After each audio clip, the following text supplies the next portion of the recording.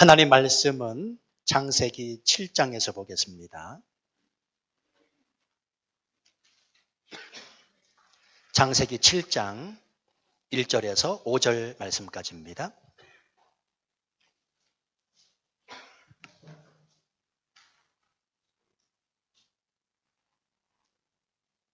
제가 받들어 봉독 올립니다. 창세기 7장 1절 말씀부터 봉독하겠습니다. 여호와께서 노아에게 이르시되 너와 네 온 집은 방주로 들어가라. 이 세대에서 내가 내 앞에 의로움을 내가 보았음이니라. 너는 모든 정결한 짐승은 암수 7씩, 부정한 것은 암수 2씩을 네게로 데려오며 공중의 새도 암수 7씩을 데려와 그 씨를 온 지면에 유전하게 하라. 지금부터 7일이면 내가 40주야를 땅에 비를 내려 내가 지은 모든 생물을 지면에서 쓸어버리리라. 노아가 여호와께서 자기에게 명하신 대로 다 준행하였더라. 아멘. 잠깐 기도하겠습니다. 하나님 아버지, 종의 말씀 들고 섰습니다. 종의 모습은 온전히 감추어 주시고 하나님의 영광의 빛이 드러나는 이 시간 되게 하여 주옵소서. 말씀 듣다가 힘없고 돌아가게 하시고, 말씀 듣다가 병이 치유되며 말씀 듣다가 삶이 회복되는 일들 있게 하여 주옵소서. 이 말씀 듣고 결단하고 다짐하기는 하나님의 말씀에 순종하겠노라고 다짐할 수 있도록 성령님 역사하여 주옵소서. 예수님 이름으로 기도하옵나이다. 아멘. 지난 주일에 이어서 다 준행하였더라 라고 하는 같은 제목을 가지고 두 번째 시간을 갖도록 하겠습니다. 여러분, 믿음과 순종은 불가분의 관계에 있습니다. 그렇죠? 다시 말씀드리면 믿음 있는 사람이 누구냐? 순종하는 사람이고, 순종하는 사람은 누구인가? 믿음을 가지고 있는 사람이라는 것입니다. 자, 하나님은 믿음 있는 사람을 기쁘게 여기십니다. 그리고 말씀에 순종하는 사람을 들어 사용하십니다. 그래서 믿음 있는 사람과 순종하는 사람은 하나님께로부터 복도 받고요, 또한 구원에 이를 수 있는 것을 우리가 믿습니다. 자, 성경의 그 대표적인 사람이 누구인가? 우리가 지난주부터 살펴보고 있는 바로 이 노아라고 하는 사람입니다. 자, 말씀을 드렸지만 노아는 120년 동안 배를 만들고 있습니다. 여러분, 말이 120년이지 상상이 되십니까? 게다가 하나님의 말씀에 순종하기 위하여 노아는 결혼도 늦췄다라고 하는 말씀을 드렸습니다. 이 결혼이라고 하는 것은 자기 권리거든요. 그러나 하나님의 말씀에 순종하기 위하여 결혼도 늦췄다. 다시 말하면 자기 권리도 포기하고 있다 말씀을 드렸습니다. 120년 동안 배를 만들면서 사람들로부터 수없이 많은 미쳤다라는 소리도 들었을 것입니다. 조롱과 핍박, 그리고 냉대와 무시를 당했을 것입니다. 그러나 말씀하신 이가 하나님이시기에 그 하나님을 믿고 말씀에 오직 순종하기 위해서 상황과 그리고 주변의 사람들을 인식하지 아니하고 아랑곳하지 아니하고 배를 만듭니다. 얼마나 외로웠을까요? 그렇습니다, 여러분. 정말로 하나님의 말씀에 순종하는 사람은 그래서 외로운 사람인지도 몰라요. 혹시 이 자리에 앉아 계신 분들 중에 신앙생활이 외로운 분 계십니까? 치앙마이 이 땅에 살면서 그 누구도 알아주지 않는 것 때문에 내가 힘들다, 어렵다, 나는 고독하다 말하시는 분 계십니까? 바꾸어 생각하십시오. 그것은 어쩌면 지금 내가 바르게 신앙생활을 하고 있다고 하는 방증인지도 모릅니다. 왜 그러냐면 십자가 그 길을 걸어가신 우리 예수님도 많이 외로우셨거든요. 인류의 모든 죄를 구속하시기 위해서 이 땅에 오신 하나님의 본체 되신 그 예수 그리스도, 33년 동안 이 땅을 살다가 십자가 못 박혀 죽으시는 그 예수님의 마음, 그 누구도 헤아린 사람이 없었습니다. 3년 반 동안이나 예수 그리스도를 따라가는 제자들까지도 그 예수님의 마음을 헤아리지 못했습니다. 예수 그리스도 그분은 온전히 골고다 언덕 그 십자가에서 혼자 계셨습니다. 얼마나 외로우셨을까요? 예수님도 외로워하셨다면 그 예수님을 따라가는 우리 또한 외로운 건 당연하다는 말입니다. 때문에 외롭다고 하소연한 말 할 것이 아니라 내가 지금 주님 따라가고 있다는 것에 감사하셔야 됩니다. 자, 말처럼 이 순종은 결코 쉽지 않습니다. 이해되고 납득이 되면 순종하겠는데 하나님의 말씀은 이해하기도 납득도 되지 않기 때문에 그렇습니다. 제가 예를 한 가지 들어드릴게요. 자, 하나님의 말씀은 원수를 사랑하래요. 이게 순종이 됩니까? 여러분, 원수가 사랑이 되십니까? 원수가 누구기 때문에 그렇습니까? 제가 일부러 인터넷 국어사전을 찾아봤습니다. 그랬더니 원수의 개념을 이렇게 정의하더라고요. 자기나 자기 집에 해를 입혀 원한이 맺히게 된 사람이나 집단이다. 자기나 자기 집에 해를 입혀 원한이 맺히게 된 사람이나 집단. 그를 가리켜서 원수라고 하더라고요. 이런 사람을 어떻게 사랑하냐는 말이에요. 상종하기도 싫은 사람입니다. 미워할 수밖에 없고 도저히 사랑할 수 없는 사람이 원수입니다. 그런데 성경은 말씀하고 있습니다. 그 원수까지도 사랑하라. 도대체 이 말씀을 어떻게 우리가 순종하며 받아들일 수 있겠냐는 말이에요. 도대체 왜 성경은, 예수님은 지키지도 또한 지킬 수도 없는 이 말씀으로 나를 혼란에 빠뜨릴까요?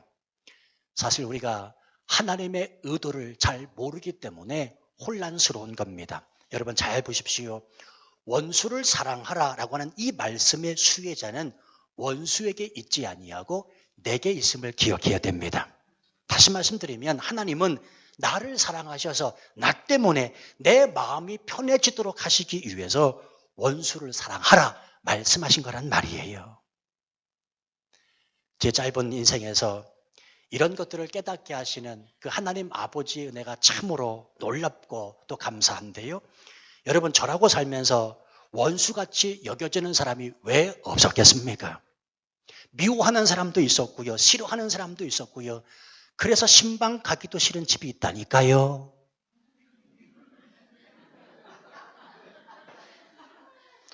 오해하지 마십시오. 이 땅에서는 그런 집은 없어요. 제가 한국에서 부교육자 생활할 때 그 집만큼은 가고 싶지 않은데 어떡합니까? 목사님 따라 가야죠.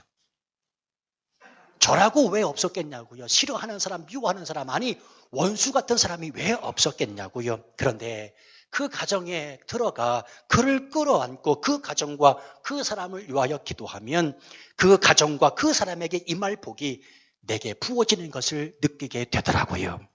그 원수같이 여겨지던 그 사람은 자취하고서라도 내 마음이 한없이 평안해지는 것을 제가 알 수 있었습니다.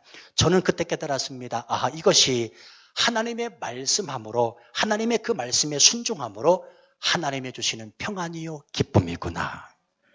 성도를 잊지 마세요. 원수를 사랑하라. 그 말씀은 그 원수에게 있지 아니하고 내게 주시는 말씀입니다. 내가 편안해야 되잖아요. 내가 원수 때문에 스트레스를 받아 사는 것이 하나님 아버지의 뜻입니까? 그렇지 않습니다. 그래서 예수님이 말씀하신 겁니다. 원수를 사랑하라. 그 원수가 복을 받기 위해서가 아니라 바로 너 때문이다. 내가 사랑하는 너 때문에 내가 원수를 사랑해야 내 마음이 편하지 아니한가? 내가 스트레스 받지 아니하고 살아가지 아니한가? 하나님은 우리에게 관심이 있으셔서 그 말씀을 던지고 계시다는 사실입니다. 순종하면 됩니다. 순종하면 내 마음 안에 평안과 기쁨이 넘쳐지게 되어 있습니다. 여러분, 이 땅 치앙마이에서 지혜롭게 살아가는 방법 알려드렸지요. 믿음을 지키면서 하나님의 말씀에 순종하는 것입니다. 그게 훗날 후회함이 없습니다. 이 해외에 나와 거주하면서 사시는 분들은 특별한 사람이 아니고 특이한 분들이라 그렇게 말씀을 드렸습니다. 한번 따라서 말해 보시겠어요? 나는 특이한 사람이다. 여러분 잘 기억하셔야 됩니다. 여러분이 특별하기 때문에 해외 나와 사는 게 아니라 특이하기 때문에 해외 나와 사시는 거예요. 나는 특이한 사람입니다. 때문에 자칫 일탈을 꿈꿀 수도 있습니다. 해외 생활하면서 일탈을 꿈꿀 수도 있어요. 왜? 보는 사람 없거든요. 나를 알만한 사람 별로 없거든요. 그래서 그동안 움츠러들고 하지 못했던 것들을 내 마음대로 할 수 있는 곳이 어디냐? 바로 해외 생활이거든요. 그러나 그럴수록 그런 생각이 들수록 우리는 온 마음을 주 예수 그리스도에게 집중해야 됩니다. 믿음을 지키면서 매 순간 내 귀에 들려지는 하나님의 말씀에 순종하기로 결단하며 살아가야 됩니다. 그게 훗날 남는 장사였구나라고 하는 생각을 깨닫게 된다는 겁니다. 자, 물론 이 세상은 나를 순종하는 사람으로 가만히 놔주질 않습니다. 끊임없이 나를 흔들어 놓기 때문에 그렇습니다. 조금만 하나님 말씀에 순종하려고 그러면 주변의 상황과 주변에 있는 사람들이 나를 가만히 내버려 두지 않습니다. 나를 힘들게 하고 나를 어렵게 만듭니다. 그래서 하나님의 말씀에 순종하고 싶은데 그렇게 하질 못하게 만든다는 겁니다. 그러나 그리스도인은 자신의 처한 환경을 극복하면서 끝까지 자신의 신앙을 굽히지 아니하고 말씀하시니가 하나님이시라면 그 말씀에 순종할 수 있는 사람이 되야 된다는 사실입니다. 바로 그렇게 살았던 사람이 누구인가? 우리가 살펴보고자 하는 노아라는 사람입니다. 이 노아는 지금으로부터 약 4,500년 전입니다. 그 당시의 사회 환경에 전혀 물들지 않는 삶을 살았습니다. 그런데 여러분, 이 삶은 절대로 쉽지 않은 삶이잖아요. 자, 노아가 살던 당시의 사회가 어떠했기 때문에 그렇습니까? 한번 말씀 보세요. 우리가 지난 시간에 살펴봤는데 창세기 6장 12절 13절 말씀 보면 반복해서 이 단어가 나옵니다. 부패하였으니 부패함이었더라. 포악함이 땅에 가득했다. 어느 곳 하나 부패하지 않은 곳이 없었고 포악함이 판을 치던 시대였습니다. 자, 오죽했으면 보다 못한 하나님께서 그 땅을 물로 심판하시기로 작정을 하셨겠냐고요. 자, 그런데 중요한 사실은 이런 사회 속에서 노아만이 유일하게 하나님으로부터 인정을 받고 있습니다. 자, 뭐라고 인정을 받느냐? 6장 9절 말씀 보시면 노아는 의인이요 당대의 완전한 자라 그가 하나님과 동행했다. 자, 그런데 이 말씀을 오늘 본문의 1절 말씀과 비교해 보시기를 바랍니다. 1절 하반절 말씀해 보시면 네가 내 앞에 의로움을 내가 보았음이라는 말씀이 있지요. 6장 9절과 오늘 7장 1절의 말씀 사이에는 시간적으로 120년이 흐른 시점입니다. 다시 말씀드리면 6장 9절에 방주를 만들기 시작하는 시점이고 7장 1절은 이제 방주를 120년 동안 다 만든 시점이라는 말입니다. 자, 그런데 잘 보세요. 120년 동안 방주를 만든 노아는 그 성품이 120년 전이나 지금이나 동일합니다. 그 의로움이 떠나질 않았습니다. 의로움이 흔들리질 않았습니다. 의로움이 변개치 않았습니다. 내가 내 앞에 의로움을 내가 보았음이니라. 노아는 하나님 앞에서 120년 동안 변함없는 꾸준한 신앙생활을 하고 있음이 오늘 본문에 나타나고 있다는 사실입니다. 성도 여러분이요, 일반적으로 사람들이 가장 싫어하는 타입이 있다고 하지요. 그게 뭡니까? 요랬다 조랬다는 사람, 변죽이 줄 긋듯 하는 사람, 조변 섞기 하는 사람, 이런 사람 싫어한대요. 여러분도 그렇습니까? 한번 가만히 한번 생각을 해보십시오. 나는 어떤 타입의 사람인가? 혹 내가 요랬다 조랬다 하진 않습니까? 변덕이 줄 긋듯 심하고 아침하고 저녁하고 마음이 왔다 갔다 하진 않습니까? 이런 사람하고 사귀지 마시기를 바랍니다. 이런 사람하고 사귀면 내가 피곤하기 때문에 그렇습니다. 성경은 분명히 말씀하고 있습니다. 히브리서 13장 8절 말씀, 예수 그리스도는 어제나 오늘이나 영원토록 동일하시다. 성도 여러분이여, 때문에 예수님을 우리가 정말로 믿고 있다면 그리스도인들 또한 변함없는 마음, 변개치 않는 마음을 가져야 됩니다. 흔들림이 없는 믿음을 유지해야 됩니다. 목회를 해보니까요, 이건 아마도 목회하시는 모든 목사님들의 공통된 마음이라 여겨지는데요, 요랬다 조랬다 변덕이 줄 긋듯 심하고 아침하고 저녁하고 마음이 왔다 갔다 하는 성도가 교회 안에 있으면 너무 피곤합니다. 오늘은 믿음이 있는 듯 했는데 내일은 믿음이 없는 것처럼 행동하는 사람 얼마나 피곤한지 모릅니다. 이건 성도들 여러분들도 마찬가지입니다. 여기서 있는 목사가 변덕쟁이에다가 매번 요랬다 조랬다 한다고 생각해 보세요. 여기서 있는 김 목사 믿음이 매일 아침마다 흔들린다고 생각을 해보십시오. 얼마나 피곤하겠냐고요. 그래도 김 목사는 그렇진 않지요? 대답 안 하시는 분들은 회개하시기를 바랍니다. 여러분 잊지 마세요. 신앙생활은 끝까지 진중하게 흔들림 없이 120년 동안 하는 겁니다. 120년 동안 한다는 말은 무엇입니까? 내가 눈을 감는 순간까지, 죽을 때까지 변함없는 그 믿음을 유지해야 된다는 말입니다. 변함없이 동일한 마음을 지키는 것, 그게 바로 신앙생활입니다. 삶의 폭풍우가 불어도, 사람에게 상처를 받아도, 건강에 위기가 찾아와도 믿음만큼은 변함이 없어야 됩니다. 바로 이런 사람이 훗날 하나님 앞에 섰을 때에 너는 내 앞에서 의로웠다라고 하나님이 인정하시는 사람 된다는 말입니다. 기억하십시오. 하나님은 내가 어떻게 신앙생활을 하고 있는지 바라보고 계십니다. 오늘 말씀의 하반절 말씀 보시면 네가 내 앞에 의로움을 내가 보았음이니라 하나님이 보신다고 말씀하시잖아요. 여기서 하나님이 보셨다라는 말은 한 번 보고 마셨다는 것이 아닙니다. 지속적으로 끊임없이 계속해서 관찰하신다라는 말씀입니다. 하나님이 우리의 태도를 보시고 우리의 삶을 보시고 우리 모든 되어지는 상황을 지켜보신다는 말씀입니다. 성도 여러분, 하나님은 우리를 말없이 지켜보십니다. 그래서 하나님 앞에 코람되어 하나님 앞에 살아가는 사람들이 그리스도인임을 잊으시면 안 됩니다.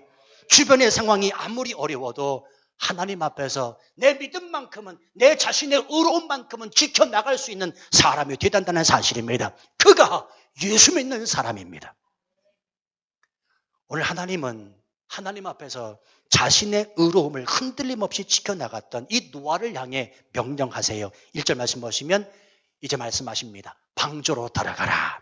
자, 이 명령은 참 중요한데 두 가지 의미가 있습니다. 방주로 들어가라 라는 첫 번째 의미는 뭐냐면 내가 행하겠다라는 말입니다. 하나님이 행하시겠다.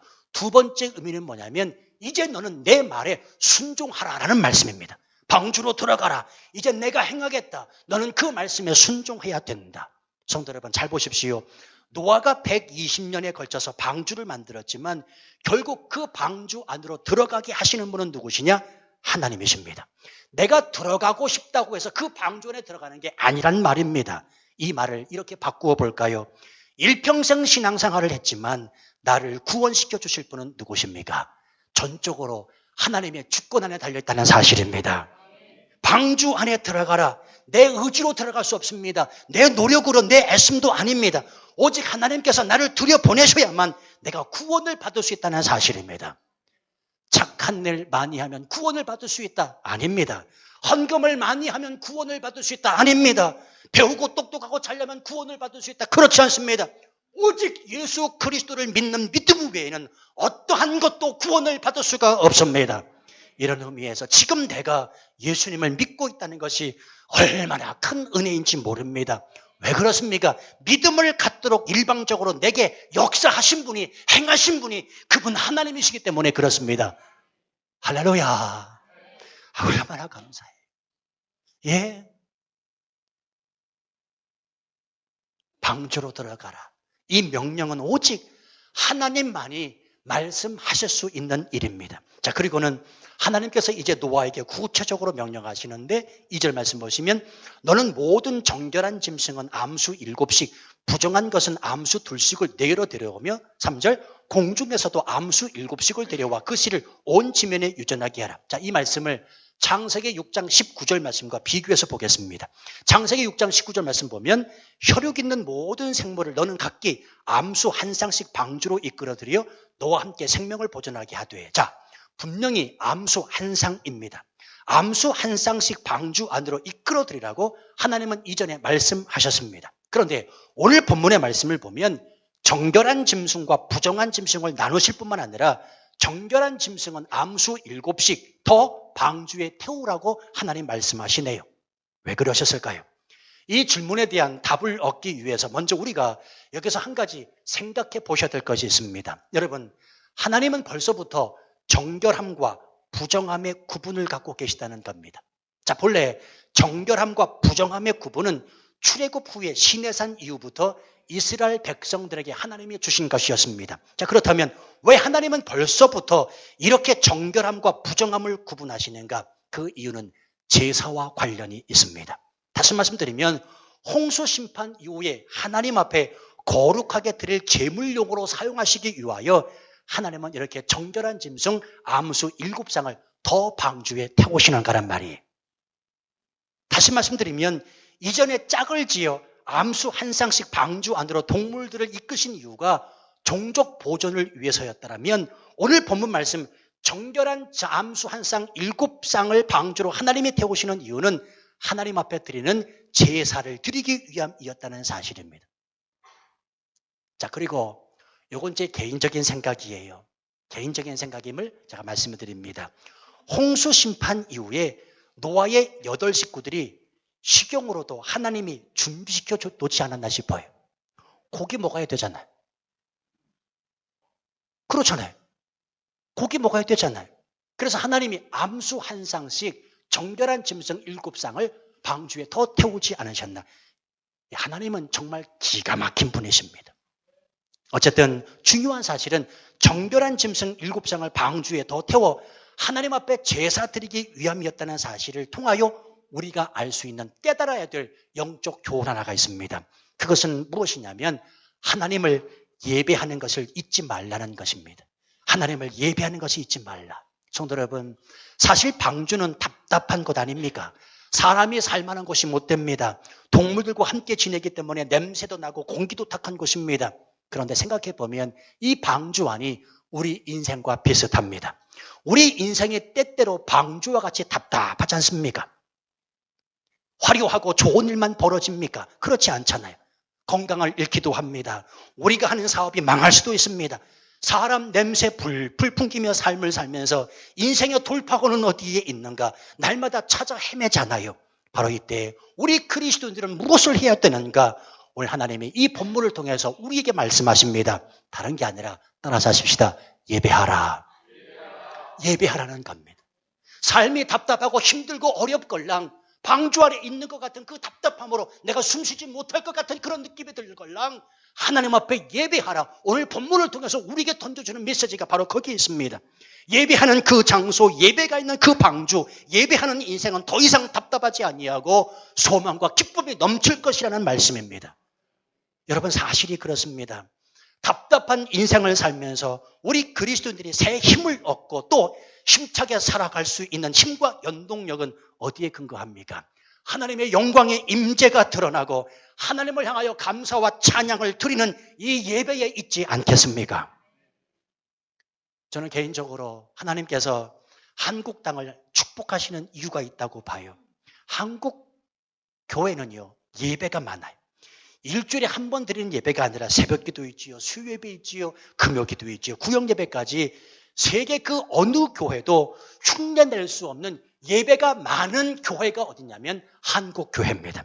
그래서 하나님께서 대한민국을 축복하셨다. 저는 그렇게 믿습니다. 여러분이요, 어쩌면 우리 인생의 힘든 이유는 방주 안에 있기 때문이 아니고 그 방주 안에서 예배가 없기 때문은 아닙니까? 그 방주 안에서 예배를 통해 하나님을 만나지 못했기 때문에 그 방주 안에 들어가 있으면서도 그 교회 안에 있으면서도 내가 답답하다, 신앙생활을 왜 이렇게만 해야 되는가라고 원망하고 불평하지 않습니까? 그리스도인들의 모든 삶의 문제는 예배의 문제라는 말이 있습니다. 여러분, 예배가 살면 다 살거든요. 그러나 예배가 죽으면 다 죽습니다. 그도 그럴 것이 예배를 통해 살아계신 하나님의 그 임재를 경험한 사람이 지치겠냐고요. 제 얘기를 해서 대단히 죄송합니다만 지난 11년입니다. 11년 세월. 하나님이 저를 여기까지 붙잡아 사용하시는 이유는 그래도요, 부족하지만 연약하지만 날마다 예배하기 때문은 아닌가 생각됩니다. 새벽기도부터 시작해서요, 수요일, 금요일, 이 주일까지 일주일에 9번 설교를 해요. 또 설교 준비를 그냥 대충 준비하는 그런 성격이 못 됩니다. 저 굉장히 꼼꼼한 사람이거든요. 그리고 아주 고지식한 사람입니다. 어떤 부분에 있어서는. 하나님이 저를 붙잡아 여기까지 사용하시는 그 우위가 뭔가, 그래도 부족하고 연약하지만 그래도 하나님이 예배하려고 예배의 자리를 잊지 아니하고 발버둥 치고 몸부림치기 때문에 저를 붙잡아 사용하시는 것이 아닌가. 사실 솔직히 꾀도 좀 납니다. 힘도 들어요. 그러나 예배의 맛을 알기 때문에 소홀히 할 수가 없습니다. 하나님은 예배를 통하여 회복시키시거든요. 한번 생각해 보십시오. 우리 예배가 다른 게 아니잖아요. 매주마다 11년 동안 드린 예배 형식이 똑같습니다. 그렇죠. 제가 기타 메고 찬양하고 그리고 말씀 듣고 성가 때 또 끝나고, 그렇죠. 예배 형식이 똑같은데 저는 한 번도 그 예배가 지루하다고 여겨본 적이 없습니다. 이게 은혜잖아요. 아니 어쩌면 그렇게 예배 형식이 똑같은데, 그렇잖아요. 더더군다나 11년 동안 여러분의 말씀을 듣고 있습니다. 목사 설교 10년 드리면 그게 다 그겁니다. 아십니까? 다 거기서 그거라고요. 뭐 별다른 거 있는 줄 아십니까? 그런데도 아멘으로 받으시니 이게 얼마나 큰 하나님의 은혜냐는 말이에요. 성도 여러분, 불평, 불만은 예배자의 몫이 아닙니다. 우리 삶이 답답하다면 예배의 자리에 찾아 나오셔야 됩니다. 설교가 은혜가 됐니 안 됐니, 찬양이 왜 그러니 저러니 둘째 문제입니다. 하나님은 예배의 자리에 찾아 나온 사람을 결코 외면하거나 소홀히 여기시는 분이 아니기 때문에 그렇습니다. 자, 또 한 가지, 하나님이 행하시는 두 번째 말씀을 보면 방주 안으로 이끌어들여야 하는 동물들을 모으는 방법인데, 노아가 모아들인 것이 아니라 하나님께서 나오도록 하십니다. 자, 그런데 여러분, 이런 생각을 안 해보셨나요? 하나님이 방주에 태우시기 위해서 각종 동물들을 이끄시는데 여러분의 상상력을 한번 동원해 보시기를 바랍니다. 자, 그 동물들 중에는 속도를 빨리 내는 동물들이 있었고 반면에 속도가 느린 동물들도 있었을 겁니다.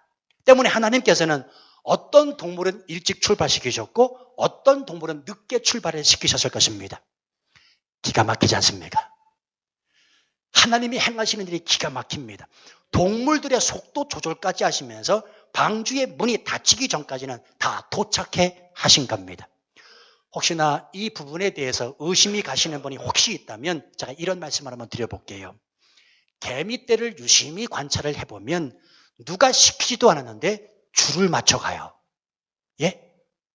그 여러분이 이렇게 지켜보시면서 야야 다 흩어져라, 야 흩어져라, 그렇게 하십니까? 누가 시킨 것도 아닌데 그 개미떼가 줄을 맞춰갑니다. 하늘을 나는 기러기 떼들도요, 정확히 자기가 날아갈 곳을 알고 찾아갑니다. 신기하지 않습니까? 꿀을 따는 벌도 마찬가지입니다. 현대 과학이 아무리 발전됐다 하더라도 그것을 과학적으로 증명할 수 없잖아요. 성도 여러분, 온 우주 만물을 창조하신 하나님이신데 하물며 동물들을 방주 안으로 들여보내시는 것 시군죽먹기 아니시겠습니까? 하나님이 전적으로 행하시는 일이란 말이에요. 이해되지 않는다고, 납득되지 않는다고 성경은 거짓이란 말하면 안 됩니다. 당신이 이해되지 않는 사람인 거예요.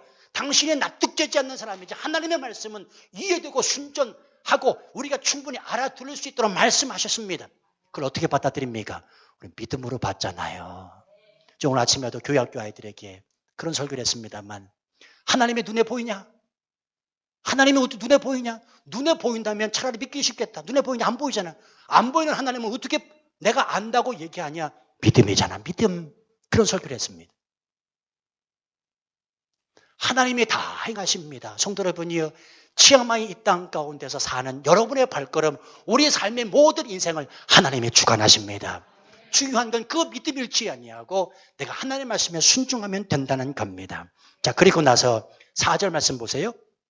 지금부터 7일이면 내가 40주야를 땅에 비를 내려 내가 지은 모든 생물을 지면에서 쓸어버리리라. 즉 하나님이 명령하신 각종 동물들이 방주에 모두 탑승하고 7일 후에 홍수 심판이 임한다는 것입니다. 자, 그렇다면 여러분, 왜 7일일까요? 정확히 알 수는 없습니다만 어느 주석책을 보니까 흥미있는 표현을 이렇게 기록했더라고요. 노아는 이 7일 동안 세상의 사람들에게 마지막 공고를 했다는 겁니다. 방주 안으로 들어오라고. 자, 이제 7일 후면 이 세상이 물로 심판을 당한다. 하나님은 7일 동안 기회를 주셨다. 그러니 빨리 방주 안으로 들어오라고 공고했다는 겁니다. 일리 있는 말이라고 생각됩니다. 자, 그러나 문제는 그 누구도 이 세상 마지막 남은 7일 동안 하나님의 뜻에 반응한 사람이 없다는 것입니다. 성도 여러분이요, 하나님이 매정하시다고요? 그렇지 않습니다. 하나님은 언제나 우리에게 7일의 기회를 주십니다. 비록 죄를 지었다 할지라도 하나님은 죄로부터 돌이킬 수 있는 기회를 주신다는 것입니다. 문제는 사람들이 그 7일을 기회로 여기지 아니하고 방종하는 것이 문제입니다. 그러므로 사람은 무지막지하게 홍수 심판을 쏟아부으시는 그 매정한 하나님 때문에 망하는 것이 아니고 기회를 기회로 붙잡지 못하고 자기가 교만하여 자기 꾀에 빠졌기 때문에 심판당하고 멸망당하는 것이라는 말입니다. 자, 그런데 오늘 노아는 세상의 사람들과 다른 모습을 보입니다. 하나님의 뜻과 계획하심에 전적으로 순종하는 모습을 보이는데 그 말씀이 5절 말씀이에요.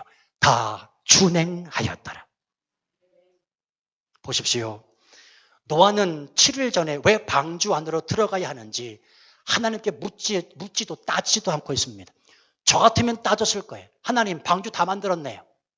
7일 동안 기다려라. 왜 기다려요? 120년 동안 만든 건 하나님 아시잖아요. 얼마나 고생스럽게 만들었는데 하나님이 물론 심판 당장 해주세요. 나 같으면 그랬을 것 같습니다. 그러나 오늘 본문 말씀 보면 노아는 7일을 더 기다리라고 하는 그 하나님의 말씀에 순종하고 있다는 말입니다. 다 준행하고 있습니다.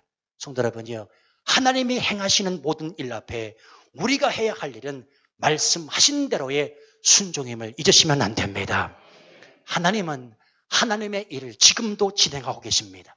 세상에 대한 모든 일들을 계획하시고 그 일들을 그대로 이루고 계십니다. 우리가 해야 할 일은 그저 말씀 앞에 순종하는 것입니다. 물론 때때로 이것이 이해할 수 없습니다. 납득되지 않습니다. 이성적으로, 합리적으로, 상식적으로 도무지 받아들일 수가 없습니다. 그럼에도 불구하고 말씀하신 이가 하나님이시라면, 그 하나님의 말씀이라면 순종해야 되는 것이 우리의 당연한 의무임을 잊으시면 안 됩니다. 생각해 보세요. 노아가 방주에 들어간 이후에 6일까지 기다렸습니다. 그런데 비가 오지 않아요. 만약 그때 방주를 뛰쳐나왔다면 어떻게 되었을까요? 노아는 당연히 구원받을 수가 없었을 것입니다. 사랑하는 성도 여러분, 구원받는 길은 오직 순종입니다. 하나님의 말씀에 대한 절대적 순종이 우리를 구원에 이르게 합니다. 예수 그리스도께서 절대적 순종으로 십자가의 구원을 이루셨듯이 우리가 해야 될 그 역할은 무엇이라고요? 오늘 본문의 5절 말씀, 이 말씀의 제목을 잊으시면 안 됩니다. 다 준행하였더라. 순종뿐입니다. 이 순종하는 사람이 누구인가? 믿음을 가지고 있는 사람입니다. 한 주간 다 준행하였더라. 하나님의 말씀에 순종함으로 주의 뜻을 이 땅 치앙마이에서 이루어 가실 수 있는 우리 모두가 되시기를 주님의 이름으로 축원합니다. 우리 찬양하지요.